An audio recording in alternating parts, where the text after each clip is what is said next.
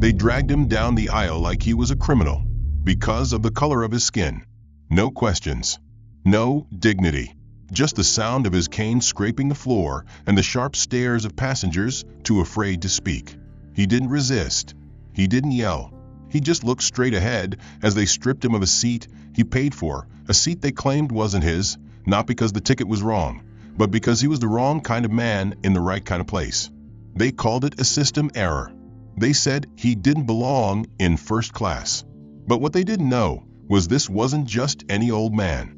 This wasn't someone they could erase with a shrug and a clipboard. And when the truth landed, so did the consequences.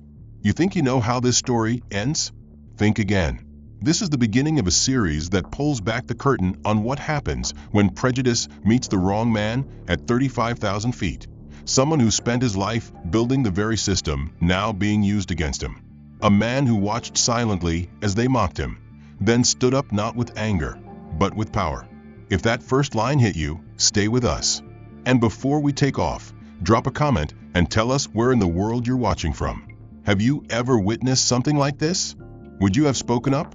Don't forget to like, subscribe, and turn on notifications, because what happens next will make you question everything you thought you knew about justice in the skies. The late afternoon sun cast golden rays across the tarmac as Elias Moore stepped onto Flight 317, his right hand clutching a wooden cane, the other steadying a modest leather carry-on. At first glance, he looked like any elderly man trying to make it home, stooped posture, careful steps, and a quiet weariness that seemed to linger on his shoulders. His coat was clean but worn at the edges, and the brim of his hat shadowed deep, thoughtful eyes. Yet there was a composure in the way he carried himself, a dignity etched in every small movement. When he reached the first-class cabin, Elias paused briefly, glanced at the seat numbers, then gently lowered himself into 1A, aisle side, with a view toward the wing. He placed his bag under the seat, exhaled slowly, and folded his hands over the top of his cane, preparing for the long flight ahead. It should have been an uneventful boarding, but that peace was broken by the sharp clip of heels moving deliberately across the polished aisle. Veronica Blake was a senior flight attendant, sharp, commanding, and deeply particular about the kind of presence allowed in first class. The moment she saw Elias seated among the polished leather seats and designer luggage, something in her expression changed. She didn't scowl outright, but her eyes narrowed with immediate skepticism, as if his very presence offended her curated sense of exclusivity. She approached briskly, forcing a smile that didn't reach her eyes, stopping at his row and folding her arms.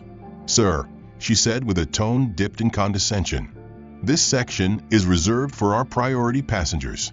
May I see your boarding pass, please?" Elias looked up, not startled, only a little tired.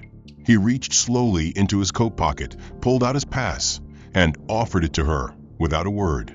She snatched it quickly, held it in front of her for barely 3 seconds, and let out a clipped, skeptical hum.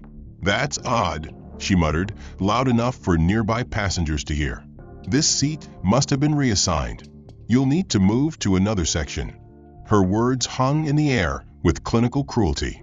A businessman across the aisle glanced over. A woman 2 rows back lowered her magazine to observe. Elias remained calm. "My ticket says 1A, he said, voice steady but soft. "Purchased directly, non-refundable." Veronica didn't blink. "Yes. Well, we've had a last-minute upgrade for one of our executive clients. The system auto-shifted some reservations. You've been reassigned to a seat further back." She handed the boarding pass back with a polite finality that brokered no discussion. Elias took it in his hand, held it for a moment, then looked her in the eye. "The system changed my seat," he repeated, as if trying to believe it. She nodded. "That's correct, sir. If you'll follow me, I'll escort you to your new seat." Veronica turned sharply and walked ahead, not bothering to check whether he could keep up. Elias rose, collected his cane and bag, and followed slowly, his shoulders squared despite the humiliation. As they moved through the cabin, the weight of judgment settled in the air. Heads turned, whispers passed like wind through dry grass. "Did he really think he belonged there?" one man murmured. "Maybe he wandered in by mistake," said another. Elias said nothing. The only sound he made was the quiet tap of his cane as he walked the length of the aircraft. Veronica stopped just outside the economy section, seat 27E, in the middle of a cramped row. She gestured curtly.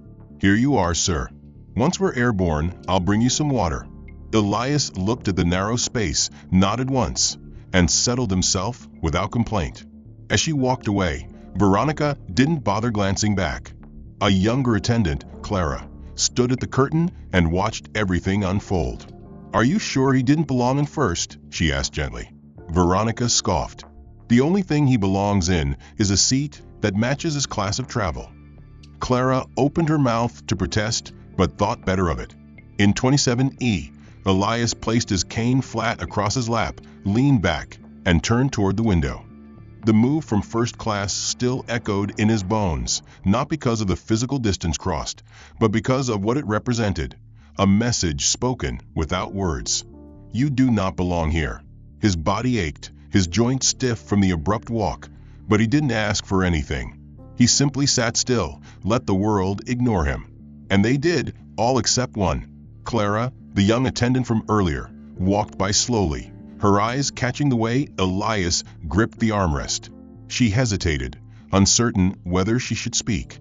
Before she could decide, a sharp voice cut through the aisle. "Mr. Moore." Veronica's tone cracked the air like a whip. She stood 2 rows away, flanked now by 2 ground crew members in reflective vests. "I need you to come with us." Elias blinked once, slowly, then looked up.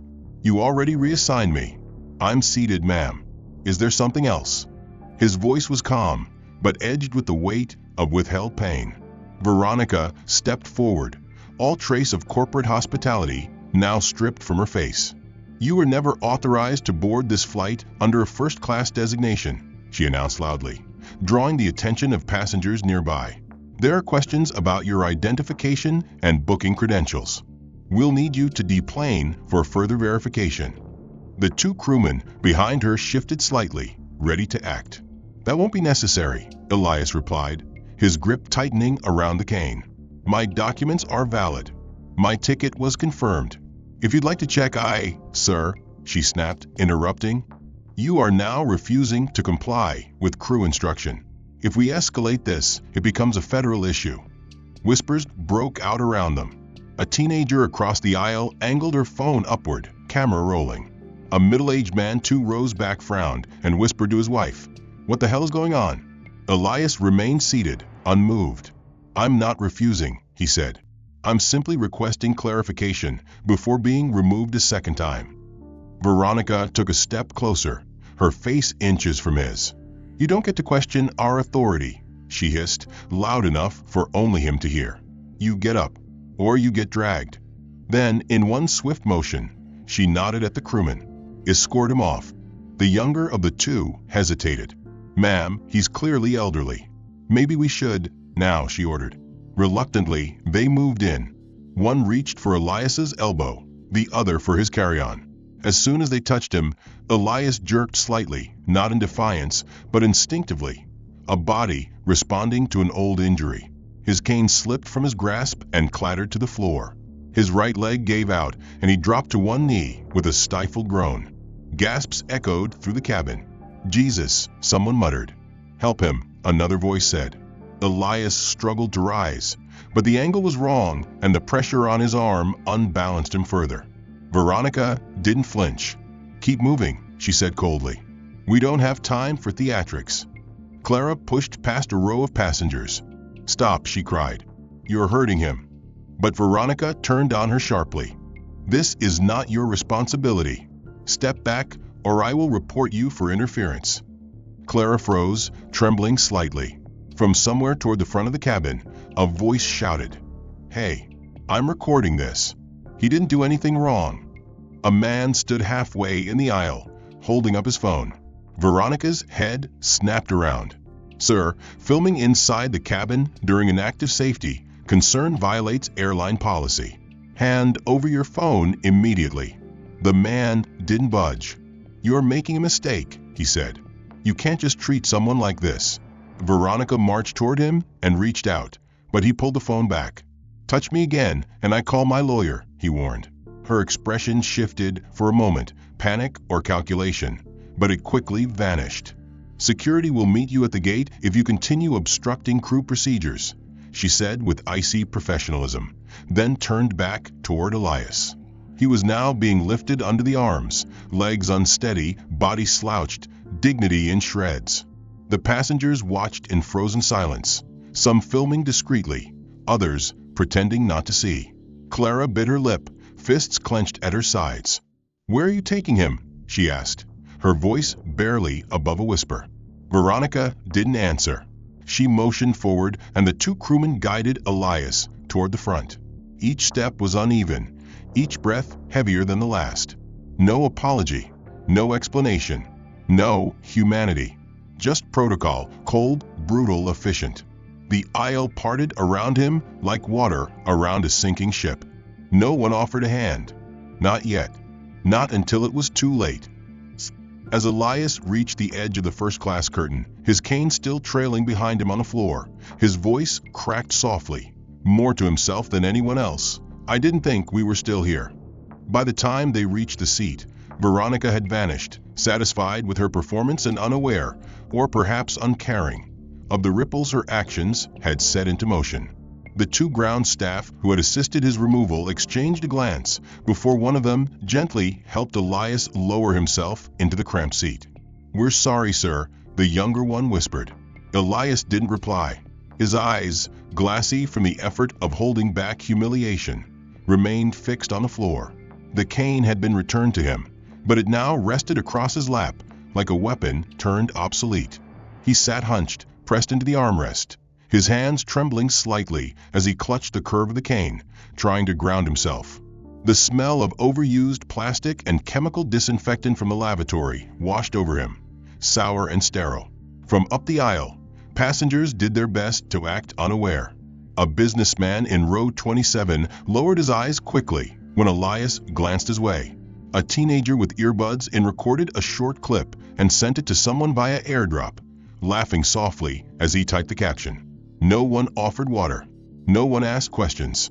Except one. A boy, no older than 7, turned around from a row ahead. His soft curls bounced as he leaned over the top of his seat, his voice barely above a whisper. "Mister," the boy said, eyes wide with confusion. "Why were they mean to you?" Elias blinked, taken off guard.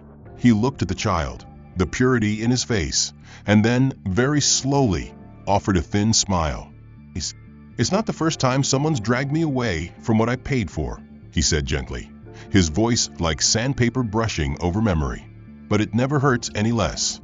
The boy tilted his head, clearly not understanding, then nodded like he was pretending to. "You want my window seat?" he asked. "My dad says I always fall asleep anyway." Elias chuckled softly. "No, thank you. That's kind of you." Before more could be said, the boy's mother tugged him back down, whispering something sharp into his ear. She didn't look back at Elias.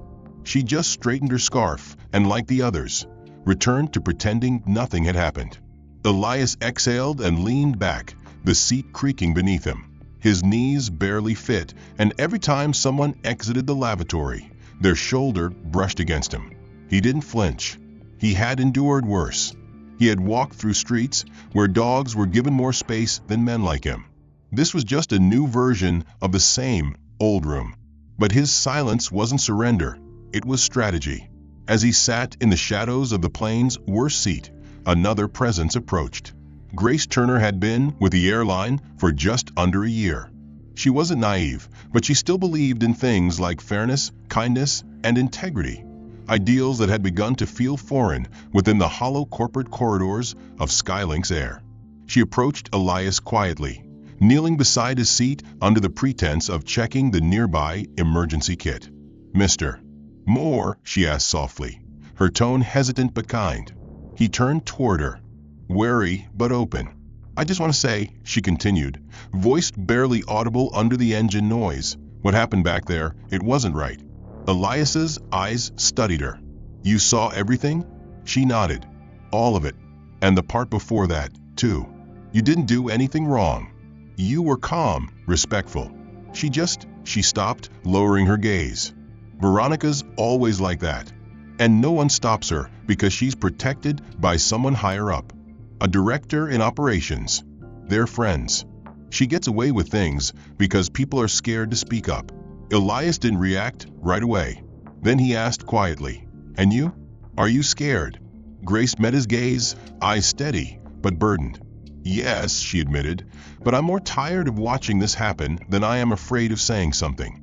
A long silence stretched between them before she placed a small bottle of water into the side pocket beside him, slipping it there without words. Then, standing, she glanced toward the front of the plane. "I can't fix this," she murmured, "but I think someone like you will." She moved quickly back up the aisle, blending into her role again as if the moment had never happened. Elias stared after her, eyes narrowing slightly as if piecing together something deeper, some part of the pattern she had just confirmed. In the galley ahead of him, Grace stood silently at the edge of the curtain that separated economy from first class, her lips pressed into a thin line as she listened to the comms crackle from the crew channel attached to her earpiece. At first, it was the usual chatter, updates on turbulence, estimated arrival time, but then came a voice she knew too well.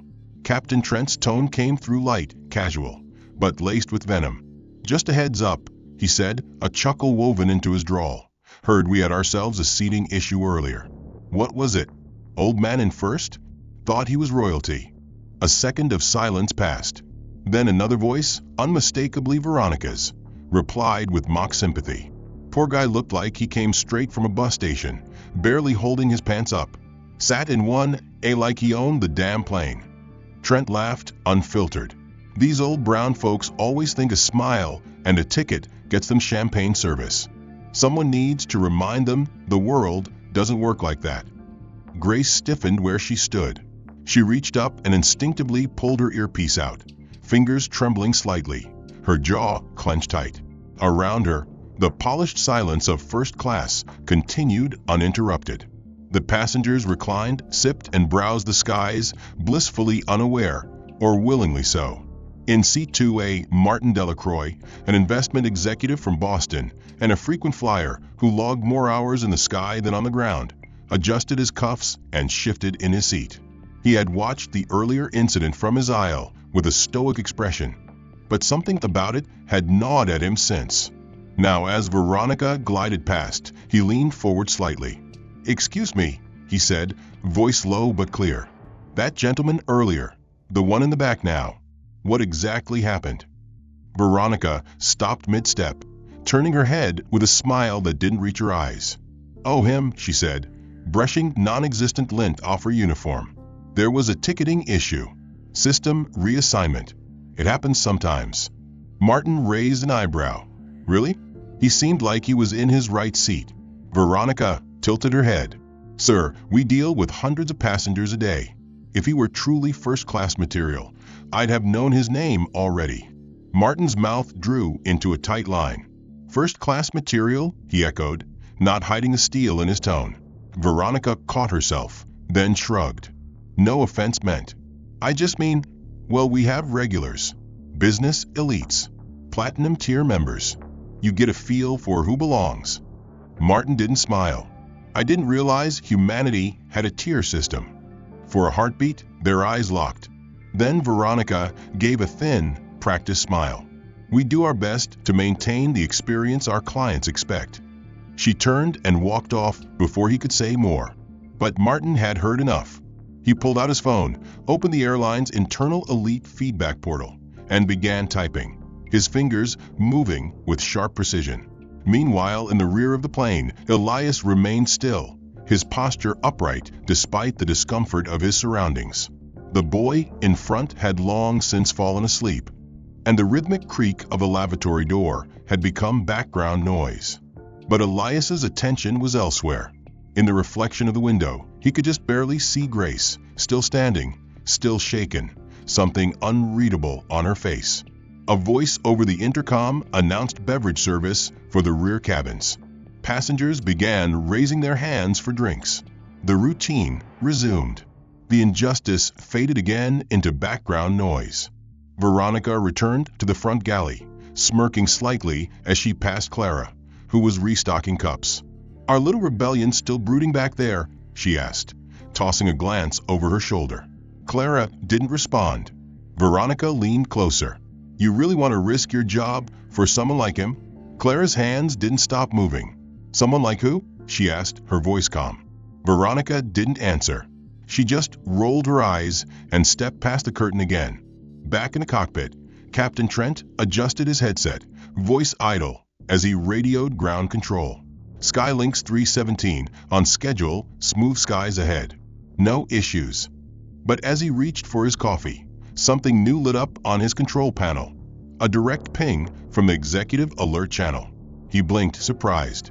That channel never lit up mid-flight unless something serious had gone wrong. He clicked it open. A message scrolled across the tiny screen. 4 words. His brows pulled tight as he read them again. "Immediate status review. 1A passenger." For the first time all morning, his smirk faltered. He reached again for the comm switch, his fingers slower now. Hesitation creeping into the edges of his certainty as the hum of altitude pressed on around him. As the aircraft cruised steadily over the Midwest, smooth and soundless beneath an expanse of cloud-streaked sky, the mood within cabin 317 had started to sour, not with turbulence, but with something subtler, an unease shared only by those perceptive enough to feel it. Veronica Blake, emboldened by a string of unchecked authority and Captain Trent's casual bigotry over the comms, returned to her post in the aft cabin near seat 35F.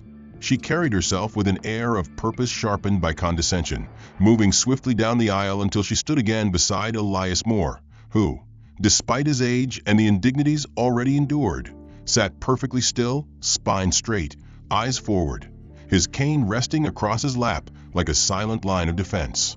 "Sir," Veronica began, louder than necessary, drawing the attention of the surrounding passengers, "I need to conduct a security check on your carry-on." "Routine policy."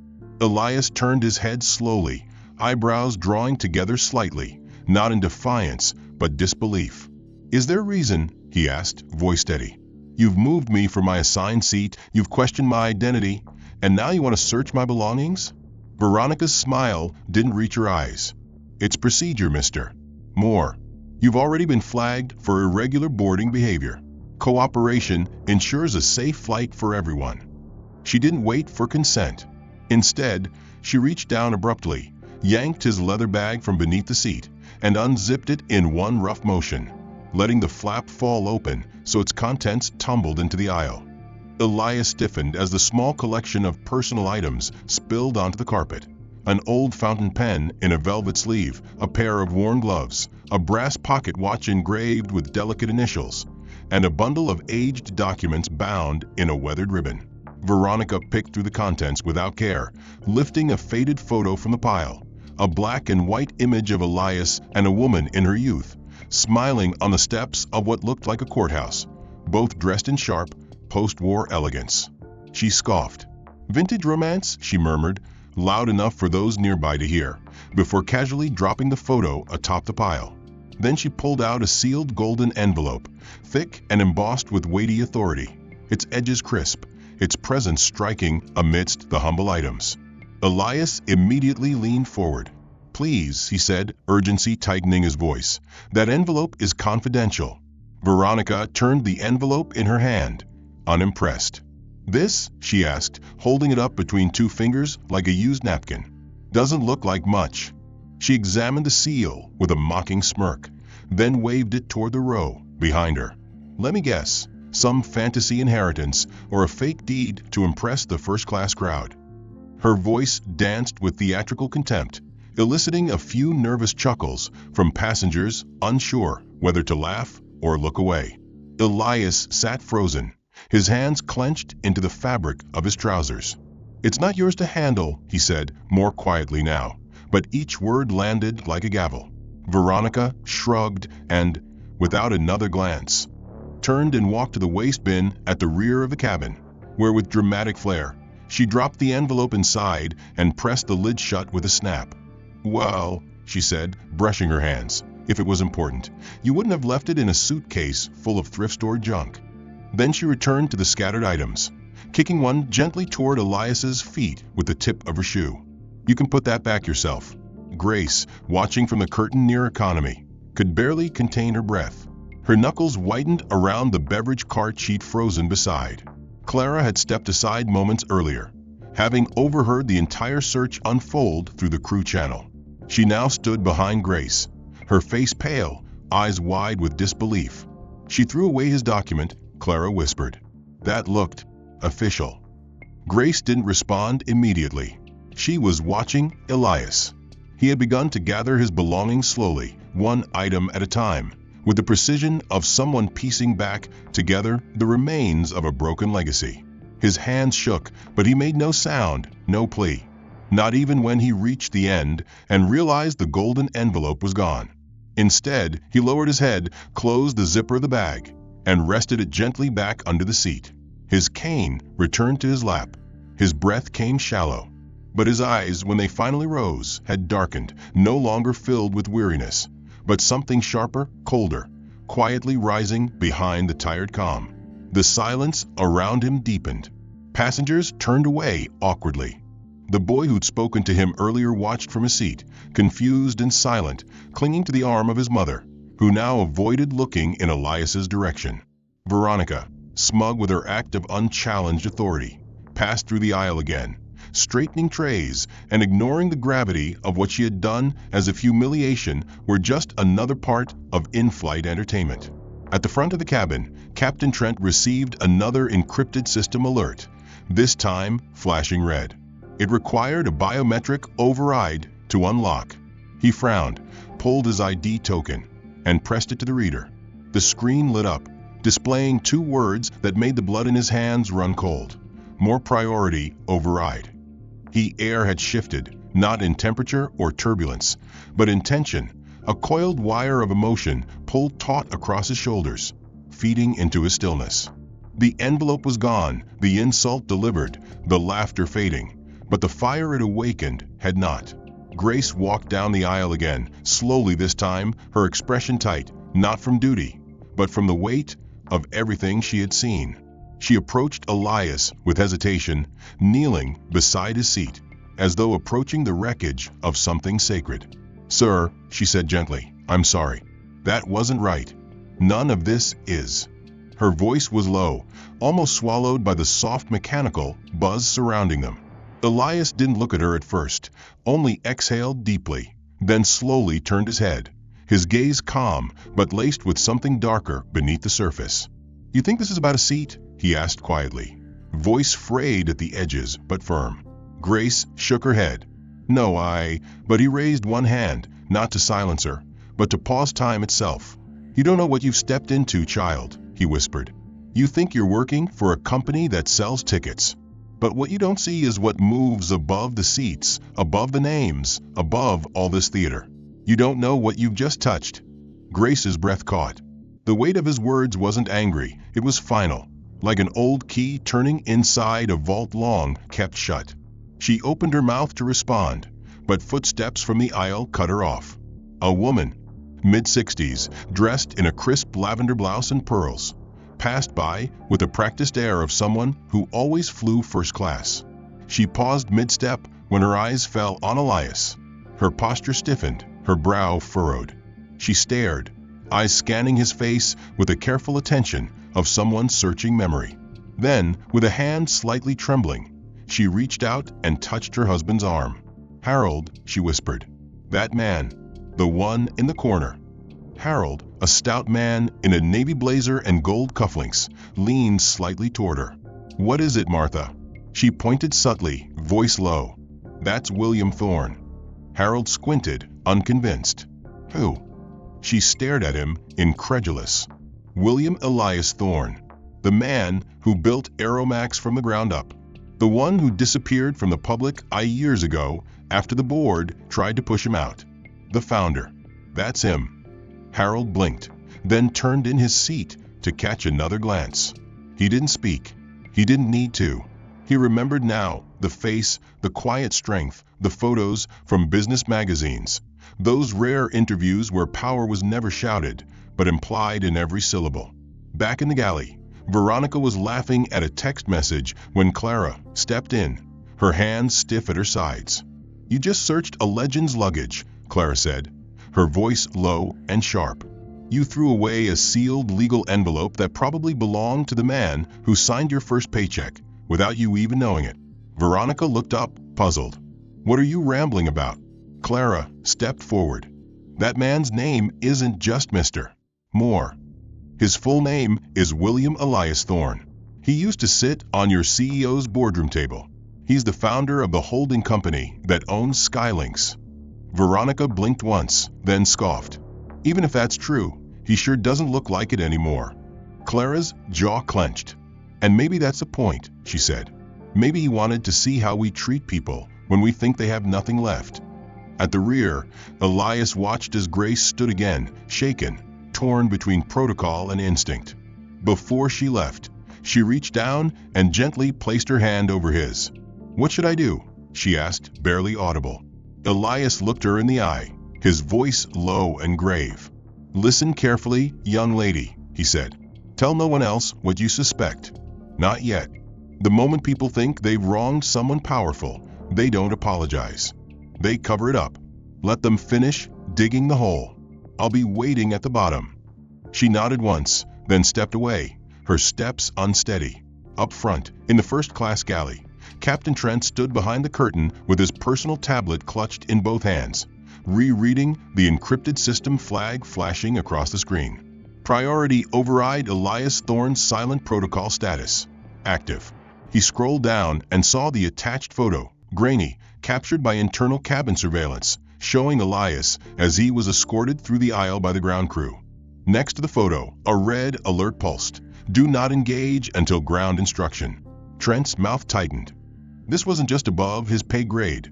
This was a level of corporate architecture he had only heard about in whispers, the kind that came with signed NDAs and black cars waiting off the tarmac. Captain Trent remained in the cockpit, one hand gripping his tablet, the other resting stiffly near the intercom switch, his eyes fixed on the encrypted alert still glowing on screen. Priority override William Elias Thorne recognized authority. Board executive and controlling shareholder protocol Delta Alpha in effect.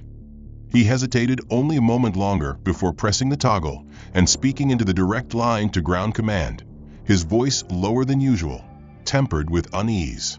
"Tower, this is Skylinks 317. Confirming visual ID match for Delta Alpha override. Requesting instruction." There was a pause. Then the ground channel answered, tone clipped and unmistakably direct. "Confirm announcement. Immediate recognition required. Executed by flight crew. No discretion allowed." Trent exhaled slowly. This wasn't a request. It was a mandate.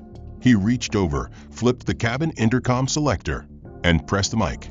Meanwhile, back in seat 35F, Elias sat unmoved, hands folded neatly over his cane, eyes closed not in sleep but in calm anticipation, his chest rising and falling with the patience of a man who understood exactly how long it took for truth to travel through a sealed, pressurized cabin. Grace stood frozen in the galley, Clara beside her, both watching the captain through the curtain slit as he leaned toward the intercom. Veronica was in the aisle, her voice rising with false cheer as she handed out orange juice to row 4, unaware that the moment she had unknowingly worked so hard to provoke had already reached cruising speed. A crackle of static washed over the cabin speakers, followed by Captain Trent's voice, even and practiced but strained at the edges. "Ladies and gentlemen, this is your captain speaking. Thank you for choosing Skylinks Airlines. We're currently flying at 38,000 feet and should be arriving on schedule." A beat of silence followed, just enough for Grace's stomach to twist. Then Trent continued, more deliberate now. "We also have the distinct honor of welcoming a very special guest on board today. Please join us in extending our recognition and gratitude to Mr. William Elias Thorne, former CEO of Aeromax International and newly appointed principal owner of Skylinks Airlines." The entire plane seemed to stop breathing. A collective silence rippled down the fuselage, like a wave striking from nose to tail. Forks paused midair. Eyeglasses lowered. Conversation died.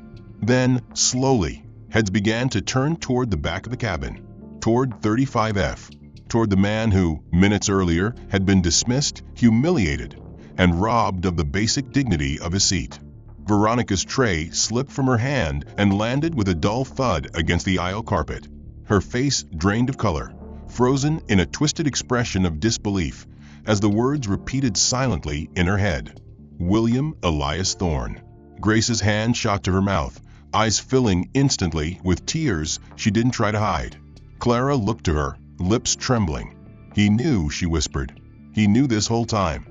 Elias opened his eyes slowly, letting the silence wash over him like sunlight. He didn't stand. He didn't wave. He simply turned his head to look out the window, the corner of his mouth lifting ever so slightly into the faintest curve of satisfaction. Not smugness, not pride, just confirmation. The murmur inside the plane broke loose. Passengers shifted in their seats. A man near the front removed his earbuds and muttered, "Wait." That was him. A woman in business class stood and craned her neck to see down the aisle, her voice breathless. "The founder of Aeromax? I thought he retired.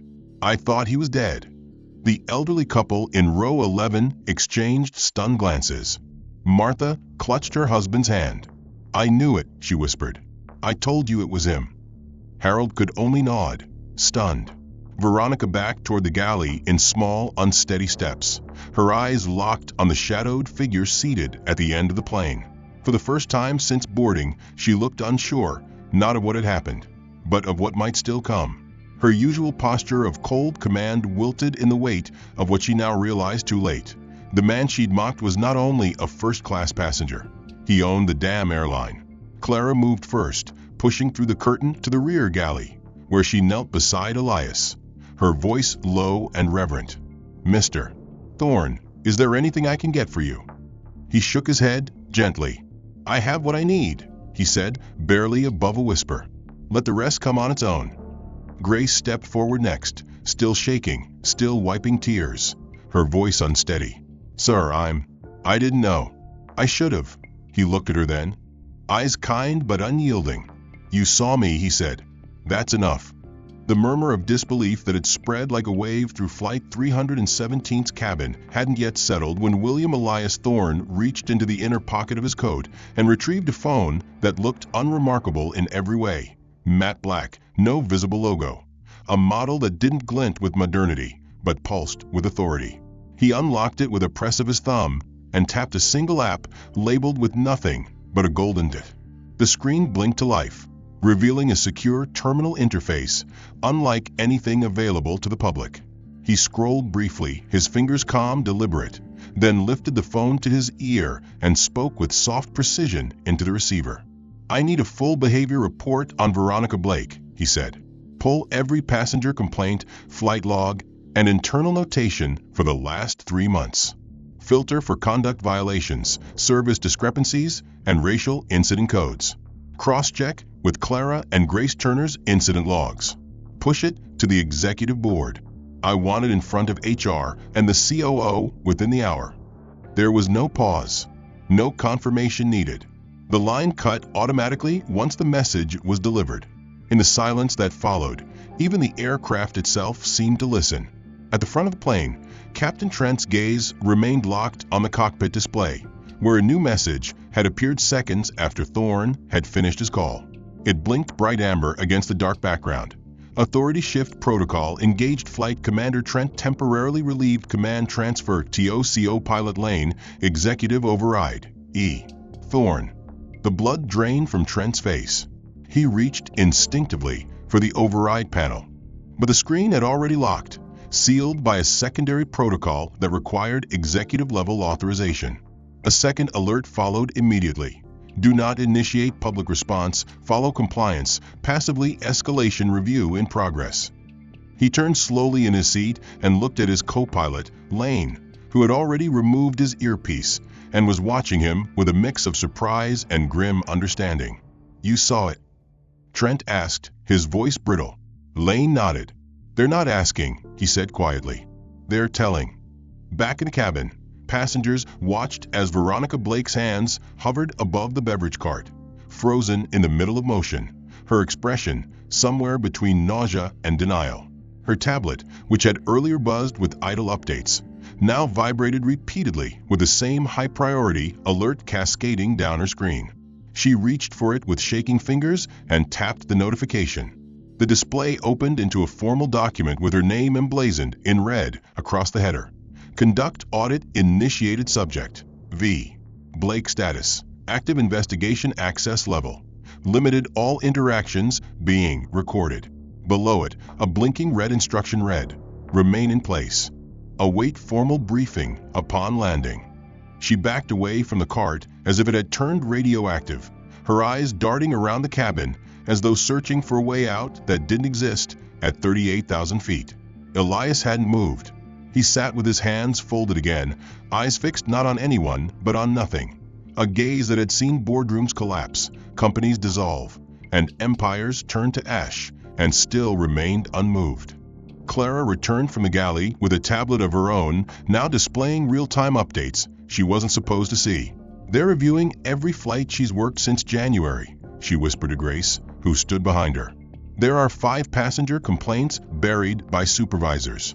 1 flagged for hostile behavior, another for tampering with documentation. Grace stared, her voice soft. How did none of this reach corporate before? Clara turned to look back toward Elias. Because no one that mattered saw it, until now. Martin Delacroix, the VIP passenger in row 2A, who had previously questioned Veronica, stood and adjusted his tie, then approached Elias with measured steps. Mr. Thorne, he said carefully, I want to extend a personal apology. I didn't recognize you earlier, and frankly, I didn't act soon enough when I saw what was happening. Elias looked up, his expression unreadable. You saw what you were trained to ignore, he said calmly.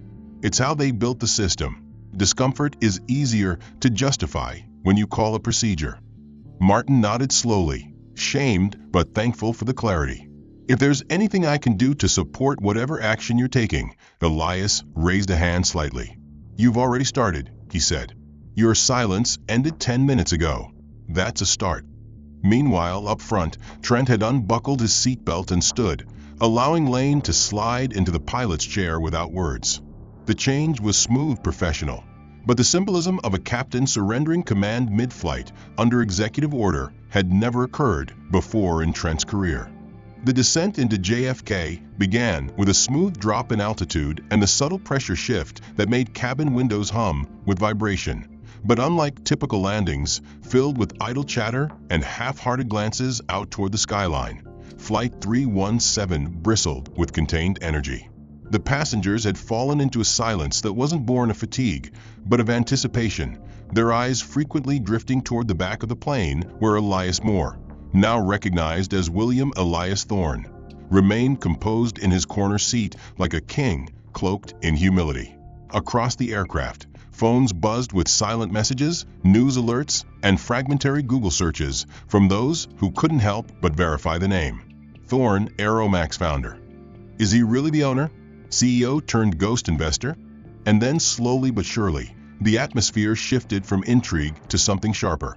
A collective realization that they had all witnessed a spectacle of injustice against someone whose reach extended far beyond the cabin walls. Up in the galley, Veronica Blake sat slouched against the side panel, her crew tablet now locked with a warning overlay she hadn't seen before, pulsing in white against a red background. Off-boarding protocol activated employee under investigation personnel escort required upon arrival. She tapped the screen repeatedly, trying to override the lockout, but it beeped with each denied attempt. Her hands trembled. Behind her, Captain Trent leaned against the forward bulkhead in silence, his command removed, his role reduced to spectator. He didn't look at her. She didn't ask for help. At row 1, Martin Delacroix stared ahead with a tight jaw, thinking about what it meant to speak too late. In the rear, Grace reviewed a live feed report that had just populated her screen via crew network. A formal audit was underway. The footage of Veronica opening Elias's luggage was already flagged, compiled, and stored in Aeromax's incident cloud. Clara leaned toward Grace. They already traced the discarded envelope. The cleaning crew confirmed it was retrieved from the trash compartment in the aft galley. still sealed. Grace closed her eyes briefly in silent relief. And HR. Clara showed her the update. Meeting scheduled for 9 a.m. tomorrow. Internal disciplinary hearing pending. Immediate suspension recommended. Meanwhile, Elias adjusted his posture slightly as the captain's voice, this time from Lane, the new acting commander, announced their final approach into New York. Ladies and gentlemen, we'll be touching down shortly at JFK International. Please remain seated with your seatbelts fastened. On behalf of Skylinks and our entire flight crew, thank you for flying with us today. The irony of that final line wasn't lost on anyone. The landing gear deployed with a mechanical thud, followed by a gentle jolt as the tires kissed the tarmac. The plane slowed to a crawl, veering toward the private terminal rather than the standard gate. The elite passengers in rows 1 through 6 noticed first. "Why are we diverting?" someone muttered. "That's not Terminal 3. Elias said nothing. He merely observed. Outside the window, 2 sleek black sedans, flanked by a security vehicle, waited on the tarmac. One of the sedans bore the seal of Aeromax Global. At the base of the mobile stairway ramp, 3 figures stood ready. A woman in a tailored navy suit with a badge clipped to her lapel, reading legal affairs. A bespectacled man holding a digital tablet marked compliance. And behind them, a man with a broadcast microphone clipped discreetly to his shirt collar, flanked by a small handheld camera crew. The moment the aircraft halted, the lead flight attendant opened the door without waiting for a signal. "Jetbridge bypass authorized," he whispered to himself. "First time I've ever seen that." Passengers craned their necks as the stairway was wheeled up, but none were allowed to exit yet. Instead, a member of airport security stepped inside, moved down the forward galley, and stopped directly in front of Veronica Blake. "Miss Blake," he said quietly but firmly, "you're being escorted off the aircraft per Internal Order 12.7. Please remove your badge and step forward." Veronica blinked, frozen in place. What is this?" she whispered. "You can't just—" But the man from compliance had already stepped on board, showing his tablet to Captain Lane and nodding. "This is an active enforcement under executive authority. This doesn't go through standard HR." The camera behind them clicked on, its lens rising like an eye. Veronica stood slowly, unpinning her badge with shaking fingers. "You're filming this?" she asked, voice rising slightly. "This isn't protocol, this is humiliation." The woman from Legal Affairs stepped forward. "Correction, MS. Blake. What happened 5 hours ago in this cabin was humiliation. This is transparency." She extended a clipboard. "You are hereby placed under temporary administrative separation pending investigation. Your credentials are revoked. Return your issue device." Veronica, cornered and trembling, placed her tablet into the woman's hand, turned once to glance helplessly at the passengers, and was led down the steps in full view of the press team, who captured every frame of her descent. Clara watched from the curtain, stunned, while Grace slowly sat in the jump seat, head bowed, her heart pounding. Back inside the plane, someone finally whispered the words out loud. "They're going to post that clip, aren't they?" And they did. Before the seatbelt sign was even off, a short, shaky video shot by the teenage passenger near 27A, filmed sideways, capturing Veronica barking at Elias and rifling through his bag, was already online. Within 12 minutes of touchdown, it had 300,000 views. Within 30, #JusticeForThorn trended globally on X, Instagram, and TikTok. A bystander live-streamed Veronica being escorted away in tears. Someone else added a freeze frame of Elias sitting quietly with his cane, overlaying it with the words, "They tried to drag him down.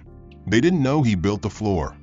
News anchors across the country scrambled to confirm the identity of the mysterious man now making headlines. Commentators speculated on silent power, on corporate reckoning, on what happens when those who are dismissed in silence decide to speak with structure, with title, with legal reach. Elias remained in his seat until the last passenger disembarked. When he finally stood, the cabin felt different, lighter. He took one last look down the aisle that had once felt a mile long, and then turned toward the exit stairway, where Grace waited with a wordless nod. The sky above JFK glowed with late afternoon gold as William Elias Thorne stepped off Flight 317, his polished black cane clicking softly against the metal stairway. The heat of the tarmac rose in waves, but the air around him felt cool, filtered not by temperature, but by clarity. At the base of the stairs, Grace waited with hands folded tightly in front of her, her posture straight despite the knots of emotion still caught in her chest. She didn't speak as he reached her, and he didn't offer ceremony. He simply nodded once, then walked forward with steady resolve. A black SUV stood parked just beyond the security line, and behind it, beneath a white canopy that had been hastily erected in the last hour, waited a half-circle of reporters, advisors, corporate executives, and a makeshift podium bearing the Aeromax insignia. When he arrived, the crowd parted not because someone ordered it, but because they recognized what they were standing in front of, not just a man with authority, but a man who had proven what it looked like when authority chose silence as a weapon. As Elias approached the mic, the murmurs died. Cameras locked onto him. Flashbulbs burst. Every angle, every second, was being captured by networks eager to headline what they now called the Skylink shift. He looked out over the crowd, not at the executives or the journalists, but at the airport workers in the back, the younger flight attendants watching nervously, the janitorial staff who had quietly stepped out to witness something they never saw from this side of the terminal. He cleared his throat and began. "This morning, I boarded a plane under a name that no one bothered to recognize," he said. "And that was intentional. I wasn't flying to make a point. I was flying to observe. I wanted to see what kind of world existed when the logos were removed, when the title wasn't announced at the gate." The reporters leaned forward. Elias continued. "What I found was something many people already know, but very few people in my position have had to feel. Discrimination is not always loud. Sometimes it's efficient, polite, procedural, dressed in professionalism, but cut from the same cloth as open cruelty." He paused just long enough for the weight of his words to settle. "But the difference," he said, "between being quietly dismissed and being quietly remembered is what you do next." He reached into his coat and retrieved a second envelope, this one identical in color to the one Veronica had discarded, but embossed with a new seal.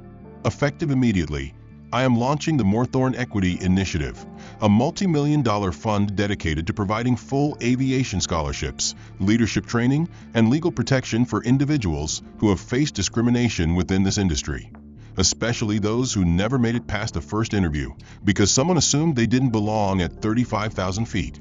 The crowd broke into murmurs, some clapping, others nodding silently. Elias didn't smile. He wasn't finished. "Additionally," he said, "Skylinx's internal conduct protocols will undergo a full audit by an independent board. Any employee found to have manipulated policy to enforce personal bias will be reviewed and addressed accordingly.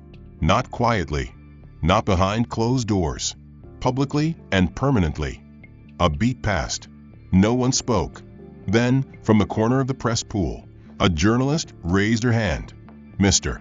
Thorne," she called, "will you be returning to an executive role?" He looked at her, expression unreadable. "My role," he replied, "was never gone. I was simply choosing when to remind people that it existed." Cameras flashed again. The reporter smiled.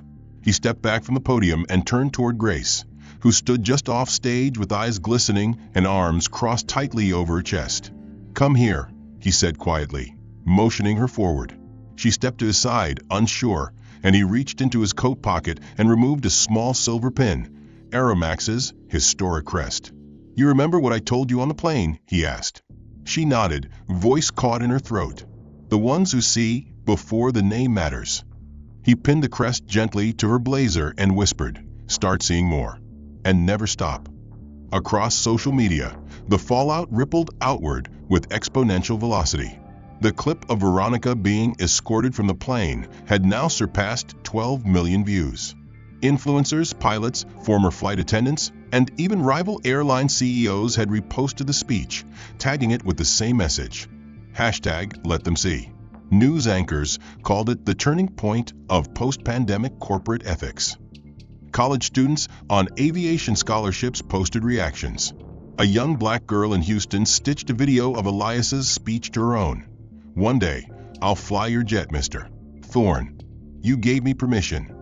In a final public broadcast issued that evening from his private office, sleek, simple, surrounded by dark mahogany bookshelves and one framed photo of a younger Elias beside a blueprint of a Boeing 777, he faced the camera directly. No script, no teleprompter.